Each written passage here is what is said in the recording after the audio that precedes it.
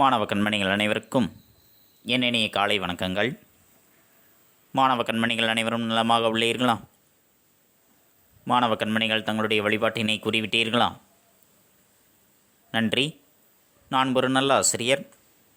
நான் உங்களுக்கு தாயாகவும் தந்தையாகவும் இருந்து முறையான கல்வியை அன்புடன் போதிப்பேன். நான் ஒரு நல்ல ஆசிரியர். நான் உங்களுக்கு தாயாகவும் தந்தையாகவும் இருந்து முறையான கல்வியை அன்புடன் போதிப்பேன். நான் ஒரு நல்ல ஆசிரியர். நான் உங்களுக்கு தாயாகவும் தந்தையாகவும் இருந்து முறையான கல்வியை அன்புடன் போதிப்பேன். அனைவருக்கும் என் இனிய காலை வணக்கங்கள். மாணவ கண்மணிகளே, நாம் நேற்று பார்த்த பாடப்பகுதியானது விலங்குகள் உலகம். காடு என்பது பல வளங்கள் நிறைந்த நிலம், அடர்ந்த மரம், செடி கொடிகள், நன்னீர், நெருங்காற்று இவை அனைத்தும் நிரம்பியதுதான் காடு என்பது. அது பல உயிர்களினுடைய வாழ்விடமாகவும் இருக்கின்றது. காடுகளினுடைய செழிப்புக்கு அங்கு வாழுகின்ற காட்டுயிரிகள் உதவுகின்றன. காட்டு விலங்குகளினுடைய உறைவிடமாக இருக்கக்கூடிய முண்டந்துறை புலிகள் காப்பகத்தினை பற்றித்தான் நாம் நேற்று பார்த்தோம். மனித முயற்சியின்றி வளர்ந்த மரங்கள், செடி கொடிகள், புல்கள், புதர்கள், பூச்சி இனங்கள், பறவைகள், விலங்குகள் போன்ற பல உயிர்களினுடைய வாழ்விடம்தான் அந்த காடு என்பது. அதன் இடையிடையே காட்டாறுகளும் நீரோடைகளும் இருக்கின்றது. தமிழ்நாட்டில் அமைக்கப்பட்டிருக்கக்கூடிய இரண்டாவது மிகப்பெரிய காப்பகம் களக்காடு முண்டந்துறை புலிகள் காப்பகமானது. 895 சதுர கிலோமீட்டர் பரப்பளவு உடையது. இங்கு யானை, புலி, சிறுத்தை, மான், கரடி, காட்டு மாடு போன்ற பல அரிய விலங்குகள் வாழ்கின்றது. அவற்றை பார்ப்பதற்கு நாம் எல்லா இடங்களுக்கும், அந்த காட்டில் இருக்கக்கூடிய எல்லா இடங்களுக்கும் சென்று பார்க்க முடியாது. நாம் பயணம் செய்கின்ற அந்த பாதைக்கு அருகில் வரக்கூடிய விலங்குகளை மட்டும்தான் பார்க்க முடியும். ஏனென்றால் காட்டு விலங்குகளுக்கு துன்பம் தருவது என்பது சட்டப்படி குற்றமாகிய ஒன்று. அரசு எவ்வளவு தூரம் அனுமதித்திருக்கின்றதோ அதுவரை மட்டும்தான் நாம் சென்று பார்க்க முடியும். அவ்வாறு பார்ப்பதற்காக இருவர் செல்கின்றார்கள், வன அலுவலரினுடைய உதவியோடு, ஆதினியும் மலர்விழியும். அப்பொழுது யானைகளை பார்க்கின்றார்கள். உலகில் 2 வகையான யானைகள் இருக்கின்றது. ஒன்று ஆசிய யானை, மற்றொன்று ஆப்பிரிக்க யானை. அந்த இரண்டிற்குமான வேறுபாடு என்பது, ஆசிய யானைகளில் ஆண் யானைக்கு தந்தம் இருக்கின்றது, ஆனால் பெண் யானைக்கு தந்தம் இல்லை. ஆனால் ஆப்பிரிக்க யானைகளில் 2க்குமே தந்தம் இருக்கின்றது. ஆண் யானைக்கும் தந்தம் இருக்கின்றது, பெண் யானைக்கும் தந்தம் இருக்கின்றது. அது மட்டுமல்லாது அவற்றினுடைய உயரம், அதனுடைய நிறம், அதனுடைய நகம் இவற்றிலும் சில வேறுபாடுகளானது இருக்கின்றது. யானைகள் எப்பொழுதுமே கூட்டமாகத்தான் வாழ்கின்ற உயிரினம். ஒரு கூட்டத்திற்கு ஒரு பெண் யானை தான் தலைமை தாங்கும். யானைகள் தங்களுக்கு தேவையான தண்ணீர், உணவு இவற்றிற்காக இடம்பெயர்ந்து கொண்டே இருக்கும். ஒரு யானை நாள் ஒன்றுக்கு 250 கிலோ புல், இலை, தழைகளை உணவாக உட்கொள்கின்றது. அவை குடிப்பதற்கு 65 லிட்டர் தண்ணீர் தேவைப்படும். அது மட்டுமல்ல, யானை மிகுந்த நினைவாற்றல் உடைய விலங்கும், மிகுந்த பாசம் நிறைந்த விலங்கும். யானைகள் ஏன் மனிதர்களை தாக்குகின்றன என்றால், அவை பொதுவாக தாக்குவது கிடையாது. அதனுடைய வழித்தடங்களில் நாம் குறுக்கிடும் பொழுதுதான் அவை மனிதர்களை தாக்குகின்றது. அது மட்டுமல்லாது யானைக்கு கண் பார்வையும் குறைவு. கேட்கும் ஆற்றலும் மோப்ப ஆற்றலும் அதற்கு மிகுதி. இவற்றை பற்றித்தான் நாம் நேற்றைய பாடப்பகுதியில் கண்டுணர்ந்தோம். மாணவ கண்மணிகளுக்கு நன்கு புரிந்திருக்கும் என எண்ணுகின்றேன். இன்று நாம் காண்பது அதனுடைய தொடர்ச்சியாக மீதம் இருக்கக்கூடிய விலங்குகளை பற்றி நாம் அறிந்து கொள்ளலாம். மாணவ கண்மணிகள் தங்களுடைய பாடப்புத்தகத்தில் பக்கம் எண் 34 எடுத்துக்கொள்ளுங்கள். எடுத்துக்கொண்டீர்களா? இப்பொழுது நாம் நேற்று பார்த்த பாடப்பகுதியிலிருந்து ஒரு சில வினாக்களை கேட்போம்.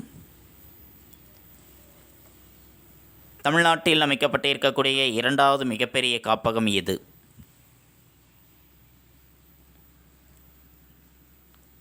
களக்காடு முண்டந்துறை புலிகள் காப்பகம். அது எத்தனை சதுர கிலோமீட்டர் பரப்பளவு உடையது? 895. உலகில் 2 வகையான யானைகள் இருக்கின்றன. அவை யாவை? ஆசிய யானை, ஆப்பிரிக்க யானை. அந்த இரண்டிற்குமான வேறுபாடு? ஆசிய யானைகளில் ஆண் யானைக்கு மட்டும் தந்தம் இருக்கின்றது, பெண் யானைக்கு தந்தம் இல்லை. ஆனால் ஆப்பிரிக்க யானைகளில் இரண்டிற்குமே தந்தம் இருக்கின்றது. அவைதான் அந்த இரண்டிற்கும் உள்ள வேறுபாடு. புரிந்ததா மாணவர்களே? நன்றி. அவர்கள் மூவருமே, மலர்விழியும் ஆதினியும் வன அலுவலரும் பேசிக்கொண்டே அந்த இடத்தை விட்டு கடந்து செல்லும் பொழுது வன அலுவலர் சொல்கின்றார், அதோ அந்த மரத்தின் மீது இருப்பது என்னவென்று சொல்லுங்கள் பார்ப்போம். ஒரு மரத்தின் மீது ஒரு விலங்கு படுத்திருக்கின்றது. அது என்னவென்று கூறுங்கள் என்று கேட்கின்றார். உடனே ஆதினி பார்த்து கொண்டு, எவ்வளவு பெரிய கரடி! கரடிக்கு மரம் ஏற தெரியுமா என்று கேட்கின்றார். எவ்வளவு பெரிய கரடி ஒன்று அந்த மரத்தின் மீது இருக்கின்றது, கரடிக்கு மரம் ஏறக்கூட தெரியுமா என்று சந்தேகமாக கேட்கின்றார். கரடி ஓர் அனைத்துண்ணி. கரடி என்பது அனைத்துண்ணி. அனைத்து விதமான உணவுகளையும் அது உட்கொள்ளும். அது பழங்கள், தேன் போன்றவற்றை உண்பதற்காக மரங்களில் ஏறும். உதிர்ந்த மலர்கள், காய்கள், கனிகள், புற்றீசல் ஆகியவற்றையும் தேடி உண்ணும். பழங்கள், தேன் போன்றவற்றை உண்பதற்காக மரத்தின் மீது ஏறும். மரங்களின் மீது தான் படுத்து அது உறங்கும். அதோடு மட்டுமல்லாது உதிர்ந்த மலர்கள், கீழே விழுந்திருக்கக்கூடிய மலர்கள், காய்கள், கனிகள், புற்றீசல்கள், புற்றில் இருக்கக்கூடிய ஈசல், அவற்றை தேடி பிடித்து உண்ணும். அதுக்கு மிகவும் பிடித்தமான உணவு என்பது கரையான். கரையான் எங்கெங்கே இருக்கின்றதோ அவற்றை தேடி பிடித்து உண்ணுமாம். அதுதான் அதற்கு மிகவும் பிடித்தமான ஒரு உணவு. எது? கரையான் என்பது. யாருக்கு மிகவும் பிடித்தமான உணவு? கரடிக்கு. மலர்விழி கேட்கின்றார், தேன்கூட்டை கலைக்கும்போது தேனீக்கள் அதை கொட்டிவிடாதா ஐயா என்று. மரத்தின் மீது ஏறி தேன் போன்றவற்றை உண்ணும் என்று சொன்னார். இப்போ மரத்தின் மீது தேன்கூடு கட்டப்பட்டு இருக்கும். மிக உயர்ந்த இடத்தில்தான் தேனீக்களானது தங்களுடைய தேன்கூட்டை கட்டியிருக்கும். யாரும் அவ்வளவு எளிதாக எடுத்துவிடக்கூடாது என்பதற்காக. பல பூக்களில் இருக்கக்கூடிய தேனை நுகர்ந்து வந்து தன்னுடைய தேன்கூட்டில் வைத்திருக்கும். அத்தகைய தேன்கூட்டை கரடியானது களைத்து அதில் இருக்கக்கூடிய தேனை பருகுகின்றது என்றால், அதனை களைக்கும் பொழுது தேனீக்கள் அதனை கொட்டிவிடாதா? சாதாரணமாக நாம் தேன்கூட்டை கட்டப்பட்டு இருக்கக்கூடிய தேன்கூட்டின் மீது ஒரு கல்லை எடுத்து எறிகின்றோம் என்றால் தேனீக்கள் அனைத்தும் பறந்துவிடும். எந்த பக்கம் பறப்பது என்று தெரியாமல் நாலா பக்கமும் சிதறும். இருப்பவர்களே எல்லாமே கடிக்கும். அவ்வாறு இருக்கும் பொழுது கரடியானது அந்த மரத்தின் மீது ஏறி அந்த தேன்கூட்டையே பறித்து தேனை பருகும் பொழுது அந்த தேனீக்கள் அதனை கொட்டிவிடாதா என்று கேட்கின்றார். அதற்கு வன அலுவலர் சொல்கின்றார், கரடியின் உடலை பொர்த்தியிருக்கும் அடர்ந்த முடிகள் தேனீக்களிடமிருந்து அதனை காப்பாற்றிவிடும். கரடியினுடைய உடலை பொர்த்தி இருக்கக்கூடிய அதனுடைய அடர்ந்த முடிகள்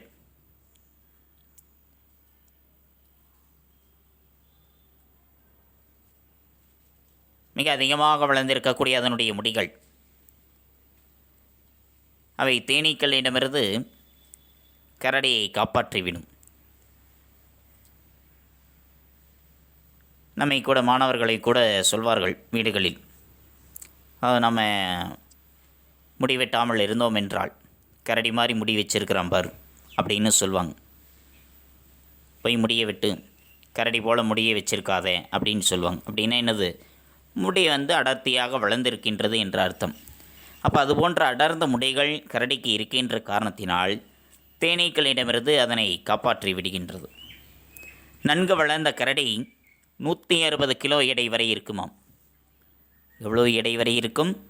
160 கிலோ எடை வரை இருக்கும் நன்கு வளர்ந்திருக்கக்கூடிய ஒரு கரடியானது. ஆதினி தன்னுடைய அலைபேசியில் கரடியை ஒரு புகைப்படம் எடுத்துக்கொண்டாள். இன்னும் ஒரு புலி கூட நம் கண்ணில் படவில்லையே என்று ஆதினி சிந்தித்து கொண்டிருந்த பொழுது வன அலுவலர் ஊர்தியை நிறுத்துகின்றார்.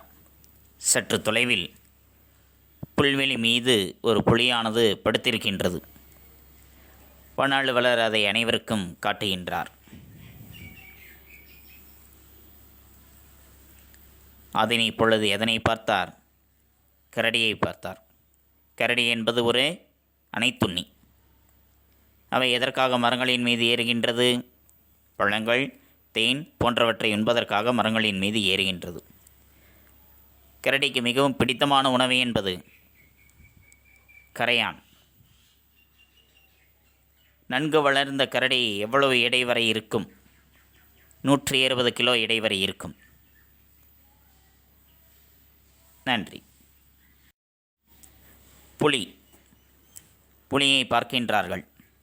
ஒரு புல்வெளி மீது படுத்திருக்கின்றது. அதனை பார்த்தவுடனே ஆதினி கேட்கின்றாள், எனக்கு அச்சமாக உள்ளது. புலி நம்மை தாக்கிவிட்டால் என்ன செய்வது? வாருங்கள் திரும்பிவிடலாம். எனக்கு மிகவும் பயமாக இருக்கின்றது. ஒருவேளை புலி நம்மை வந்து தாக்கிவிட்டால் என்ன செய்வது? வாருங்கள் நாம் திரும்பி சென்று விடலாம் என்று குறிப்பிடுகின்றாள். அதற்கு வன அலுவலர் சொல்கின்றார், அச்சம் வேண்டாம் ஆதினி, பயம் வேண்டாம். புலி மனிதர்களை தாக்குவதில்லை. இரவில் மட்டுமே வேட்டையாடும் தன்மை கொண்டது. புலியானது மனிதர்களை தாக்குவது கிடையாது. அது இரவில் மட்டும்தான் வேட்டையாடுகின்ற தன்மை உடையது. இரவில் மட்டும்தான் தன்னுடைய வேட்டையை ஆரம்பிக்குமாம். உடனே ஆதினி கேட்கின்றார், அப்படியா? நான் இங்கிருந்தபடியே புகைப்படம் எடுத்துக்கொள்கிறேன். மாமா, இங்கு ஒரே ஒரு புலிதானே இருக்கிறது. இரவில் மட்டும்தான் வேட்டையாடுமா? சரி, அப்படின்னா பரவாயில்லை என்று கூறியவாறே, சரி நான் இங்கிருந்தபடியே அதனை புகைப்படம் எடுத்துக்கொள்கின்றேன். இங்கே ஒரே ஒரு புலிதான் இருக்கின்றதா மாமா என்று ஆதினி கேட்கின்றார். அதற்கு வன அலுவலர் கூறுகின்றார், ஆமாம், புலிகள் தனித்து வாழும் இயல்புடையவை. அவை தனியாகத்தான் வாழும். யானைகளைப் போன்று கூட்டமாக வாழுகின்ற தன்மை உடையன அல்ல. ஒரு குறிப்பிட்ட எல்லைக்குள் ஒரு புலி மட்டுமே வாழும். அது தங்களுக்குள்ளேயே எல்லையை வரையறுத்து கொள்கின்றது. இந்த எல்லைக்குள் தான் நான் இருப்பேன், இந்த எல்லைக்குள் தான் நீ இருக்க வேண்டும் என்று தங்களுக்குள்ளேயே ஒரு குறிப்பிட்ட எல்லையை வகுத்து கொள்கின்றது. மற்ற புலிகள் அந்த எல்லைக்குள் செல்லாது. மற்ற புலிகள் அதனுடைய எல்லைக்குள் செல்லாது. அதனுடைய எல்லைக்குள்ளே இருக்கக்கூடிய விலங்குகளைத்தான் அவை வேட்டையாடும். இன்னொரு புலி அதனுடைய எல்லைக்குள் அவை செல்லாது. கருவுற்ற புலியானது 90 நாட்களில் 2 அல்லது 3 குட்டிகள் ஈனும். கருவுற்று இருக்கின்றது என்றால் தாய்ப்புலியானது 90 நாட்களில் 3 மாதங்களில் 2 அல்லது 3 குட்டிகளை ஈனுமாம். அந்த குட்டிகளை 2 ஆண்டுகள் வரை வளர்த்து வரும். அவை வேட்டையாட கற்றவுடன் அவற்றுக்கான எல்லைகளையும் பிரித்து தனியாக அனுப்பிவிடும். அந்த குட்டிகளும் 2 வருடங்கள் மட்டும்தான் இதனோடு வளரும், அந்த தாய்ப்புலியோடு. அதன் பிறகு அவற்றிற்கு வேட்டையாட கற்றுக் கொடுக்கும். அவை வேட்டையாட கற்றுக்கொண்ட பின்பு அதற்கான எல்லைகளை பிரித்து அவற்றினை தனியாக அனுப்பிவிடும். உங்களுக்கான எல்லைகளை நான் பிரித்து வகுத்து கொடுத்து விட்டேன், நீ இந்த எல்லைக்குள் சென்று விடு, நீ இந்த எல்லைக்கு சென்று விடு, இது உங்களுடைய எல்லை என்று அவற்றிற்கான எல்லைகளை வகுத்து தனியாக அவற்றினை அனுப்பிவிடும். புலிகளானது தனித்து வாழக்கூடிய இயல்பை உடையவை. ஒரு குறிப்பிட்ட எல்லைக்குள் ஒரே ஒரு புலி மட்டும்தான் இருக்கும். மற்ற புலிகளானது அதனுடைய எல்லைக்குள் செல்லாது. கருவுற்ற புலியானது 90 நாட்களில் 2 அல்லது 3 குட்டிகளை ஈனும். அந்த குட்டிகளை 2 ஆண்டுகள் வரை வளர்த்து வரும் இவை. அதன் பிறகு அவற்றிற்கு வேட்டையாட கற்றுக் கொடுக்கும். வேட்டையாட கற்றுக்கொண்ட பின்பு அதற்கான எல்லைகளை பிரித்து அவற்றை தனியாக அனுப்பிவிடும். மிகவும் அரிய தகவலாக இருக்கின்றதே, இதுவரை கேட்கப்படாத ஒரு தகவலாக இருக்கின்றது என்று ஆதினி சொல்கின்றார். அதற்கு வன அலுவலர் குறிப்பிடுகின்றார், ஆம், புலிதான் ஒரு காட்டின் வளத்தை குறிக்கும். புலிதான் ஒரு காட்டினுடைய வளத்தை குறிக்கக்கூடிய ஒரு குறியீடு.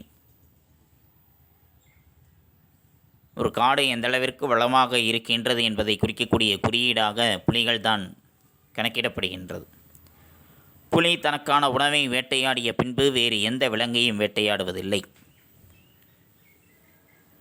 தனக்கான உணவை வேட்டையாடி விட்டது என்றால் அதன் பிறகு எந்த விலங்கையும் வேறு எந்த உயிரினத்தையும் அன்றைய நாளில் அவை வேட்டையாடாது. தனக்கு உணவு கிடைத்து விட்டது என்றால் அவ்வளவுதான். போதும் என்ற மனமே பொன் செய்யும் மருந்து என்பதைப் போல தனக்கான உணவு கிடைத்த பிறகு வேறு எந்த விலங்கினையும் அது வேட்டையாடாது. அதனால்தான் அதனை பண்புள்ள விலங்கு என்று நாங்கள் கூறுகின்றோம். அதனால்தான் வன அலுவலர்களாகிய நாங்கள் மிகவும் பண்புள்ள விலங்கு என்று புலியினை நாங்கள் குறிப்பிடுகின்றோம்.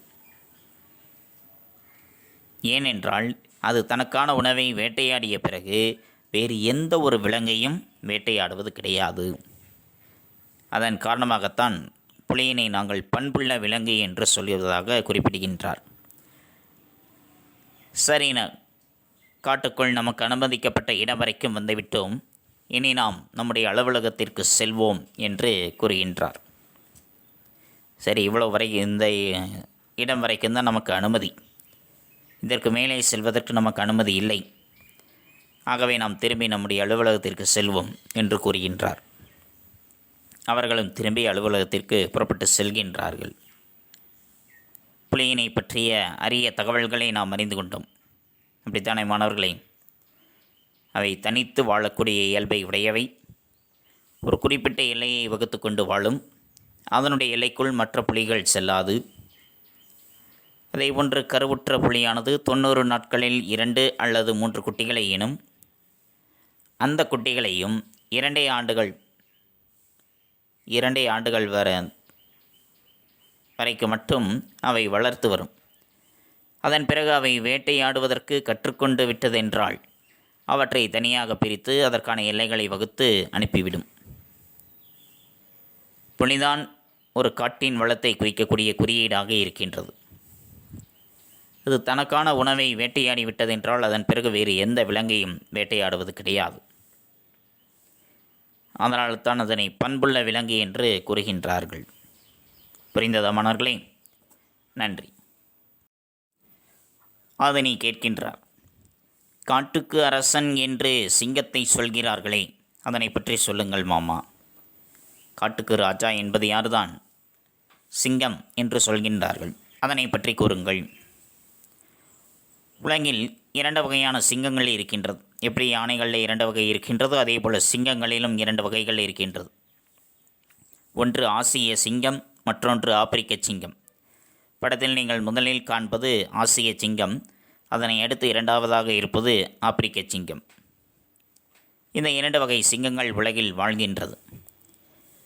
இந்தியாவில் குஜராத் மாநிலத்தில் கிர் சரணாலயத்தில் மட்டுமே ஆசிய சிங்கங்கள் இருக்கின்றது. இந்தியாவில் குஜராத்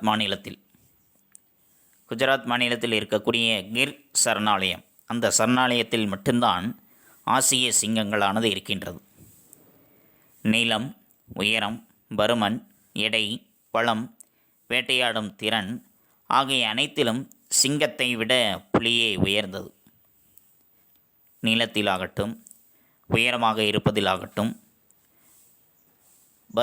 உடல் பருமனாக இருப்பது, அதிக எடை, அதிக பலம், வேட்டையாடக்கூடிய திறன் ஆகியவை அனைத்திலும் சிங்கத்தை காட்டிலும் புலிதான் உயர்ந்ததாக இருக்கின்றது. அதனால்தான் இயற்கை விஞ்ஞானிகள் புலியையே காட்டுக்கு அரசன் என்று சொல்கின்றார்கள். ஏன் புலியை காட்டுக்கு அரசன் என்று சொல்கின்றார்கள் என்றால், பல வகைகளிலும் சிங்கத்தை விடவும் புலிதான் உயர்ந்தது. நீளத்திலாகட்டும், உயரத்திலாகட்டும் அல்லது உடல் பருமனிலாகட்டும், எடையிலாகட்டும், பலத்திலாகட்டும், வேட்டையாடக்கூடிய திறன், இவை அனைத்திலுமே சிங்கத்தை விட புலிதான் உயர்ந்ததாக இருக்கின்றது. அதனால்தான் இயற்கை விஞ்ஞானிகள் புலியையே காட்டுக்கு அரசன் என்று குறிப்பிடுகின்றார்கள். இவர்கள் சென்ற ஊர்தியானது அலுவலகத்தை நோக்கி விரைந்து வருகின்ற வழியில் ஒரு புள்ளிமான் தன்னுடைய குட்டியுடன் புல்தரையில் நின்று கொண்டிருக்கின்றது. அதனை பார்த்தவுடன் ஆதினி ஊர்தியை நிறுத்தச் சொல்லி கீழே இறங்கி புகைப்படம் எடுத்துக் கொள்கின்றாள். அதனை அறிந்தவுடனே வன அலுவலர் சொல்கின்றார், ஆதினி, இவை புள்ளிமான்கள். படத்தில் நாம் காண்பது புள்ளிமான்கள். மான்களானது மிகவும் சாதுவான விலங்கு.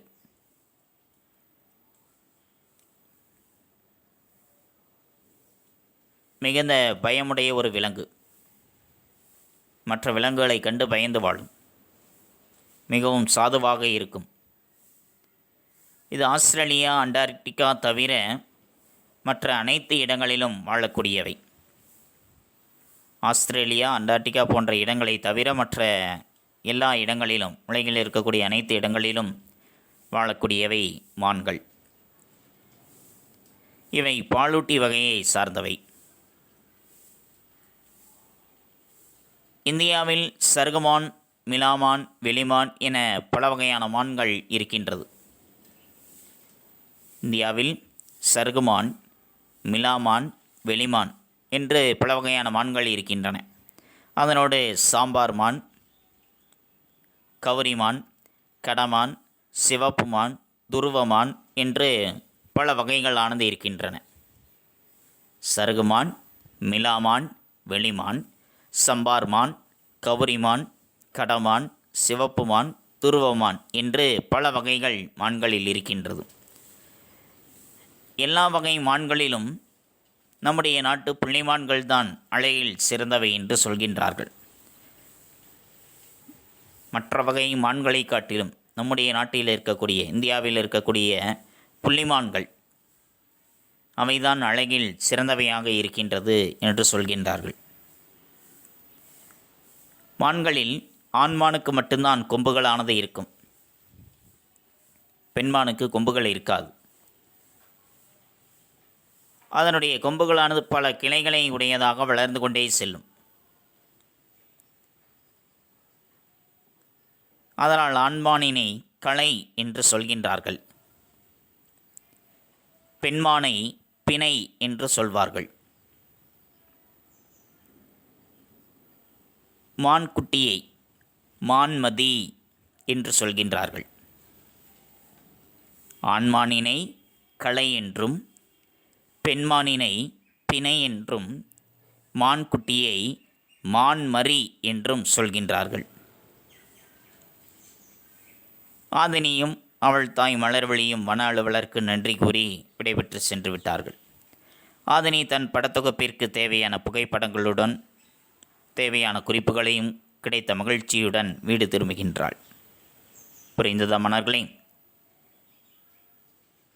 மான்கள் எந்த பகுதிகளை தவிர வாழும்? ஆஸ்திரேலியா, அண்டார்டிகா ஆகிய பகுதிகளை தவிர மற்ற அனைத்து இடங்களிலும் வாழக்கூடிய ஒரு விலங்கு. மிகவும் சாதுவான விலங்கு அது. பாலூட்டி வகையை சார்ந்தவை. இந்தியாவில் சருகுமான், மிலாமான், வெளிமான் என்று பல வகைகள் இருக்கின்றன. அதனோடு சம்பார்மான், கவுரிமான், கடமான், சிவப்புமான், துருவமான் என்றும் பல வகைகள் இருக்கின்றது. எல்லா வகை மான்களிலும் நம்முடைய நாட்டை சார்ந்த புள்ளிமான்கள் தான் அழகில் சிறந்தவையாக இருக்கின்றன.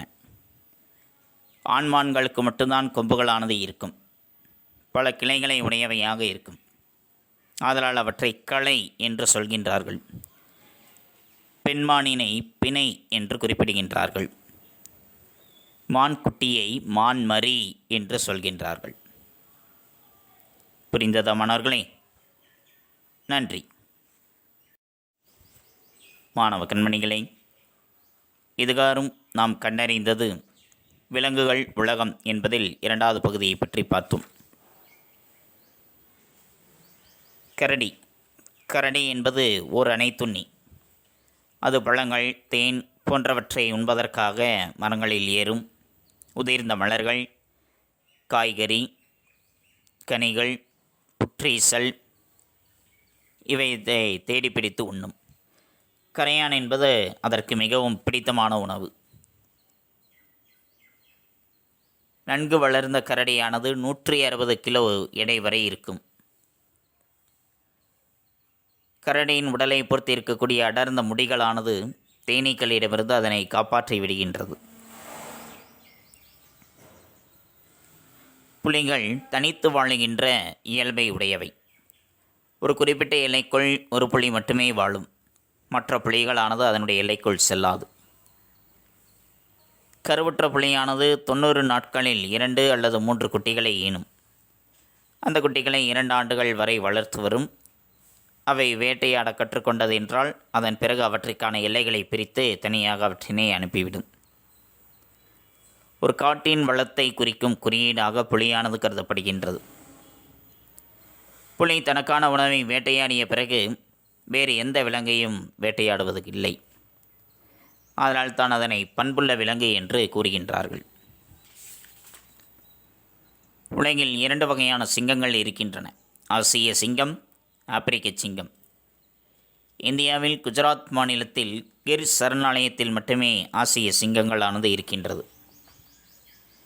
நீளம், உயரம், பருமன், எடை, பலம், வேட்டைத்திறன் ஆகிய அனைத்திலும் சிங்கத்தை விடவும் புலிதான் உயர்ந்தது. அதனால் இயற்கை விஞ்ஞானிகள் புலியைத்தான் காட்டுக்கு அரசன் என்று சொல்கின்றார்கள். புள்ளிமான்கள். புள்ளிமான்கள் ஆஸ்திரேலியா, அண்டார்டிகா தவிர மற்ற பகுதிகளில் வாழும் ஒரு சாதுவான விலங்கு. இந்தியாவில் சருகுமான், மிலாமான், வெளிமான் என்று பல வகையான மான்கள் இருக்கின்றன. எல்லா வகை மான்களிலும் நம்முடைய நாட்டு புள்ளிமான்கள் தான் அழகில் சிறந்தவை. இவை பாலூட்டி வகையை சார்ந்தவை. ஆண்மானுக்கு மட்டும்தான் கொம்புகள் இருக்கும். பல கிளைகளை உடைய காரணத்தினால் அதற்கு களை என்று பெயர். பெண்மானிற்கு பிணை என்றும் மான் குட்டிக்கு மான் மரி என்றும் பெயரானது இருக்கின்றது. இவற்றை பற்றித்தான் இன்றைய பாடப்பகுதியில் நாம் கண்டுணர்ந்தோம். தமிழ்நாட்டில் வனக்கல்லூரியானது அமைந்திருக்கக்கூடிய இடம் கோவை மாவட்டத்தில் இருக்கக்கூடிய மேட்டுப்பாளையத்தில். மேட்டுப்பாளையத்தில் மட்டும்தான் வனக்கல்லூரி என்பது அமைந்திருக்கின்றது. கோவையில் உள்ள தமிழ்நாடு வேளாண்மை பல்கலைக்கழகத்தில் இளநிலை வனவியல், முதுநிலை வனவியல் ஆகிய படிப்புகளானது இருக்கின்றன. வனத்துறை சார்ந்த படிப்புகள் நமக்கு தேவை. வனத்துறை சார்ந்த படிப்புகளை நாம் படிக்க வேண்டுமென்றால்,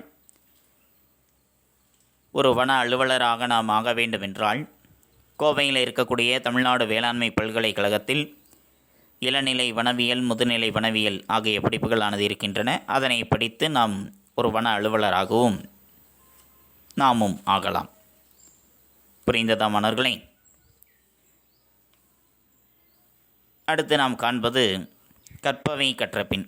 அதில் உங்களுக்கு ஒரு செயல்பாடு.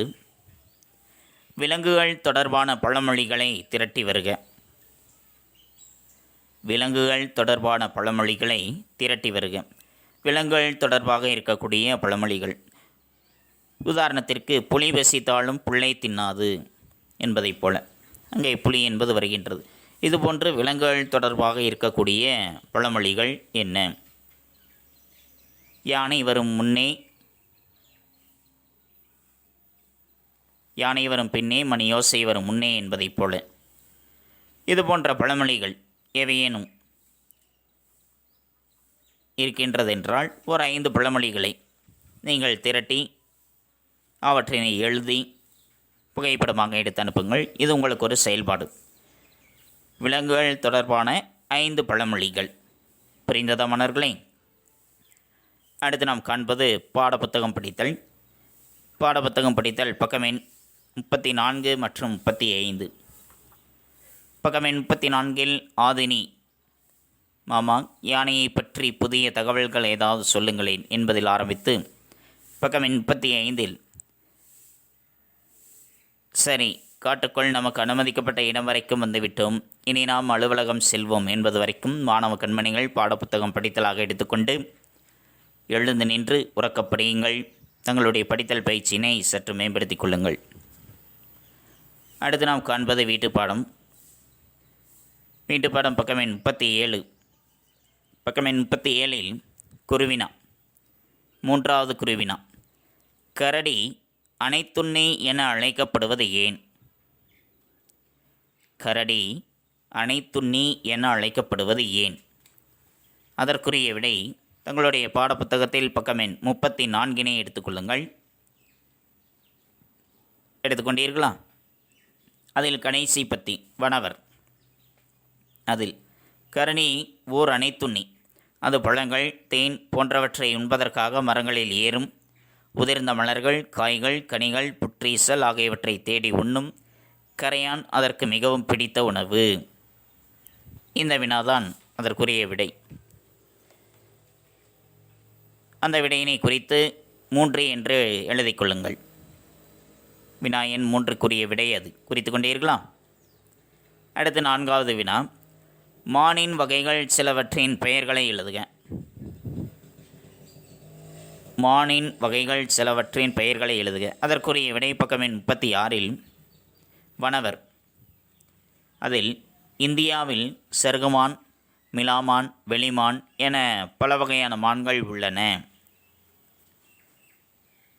அவைதான். குறித்து கொண்டீர்களா? அதனோடு இணைத்து புள்ளிமான் என்பதையும் எழுதிக் கொள்ளுங்கள்.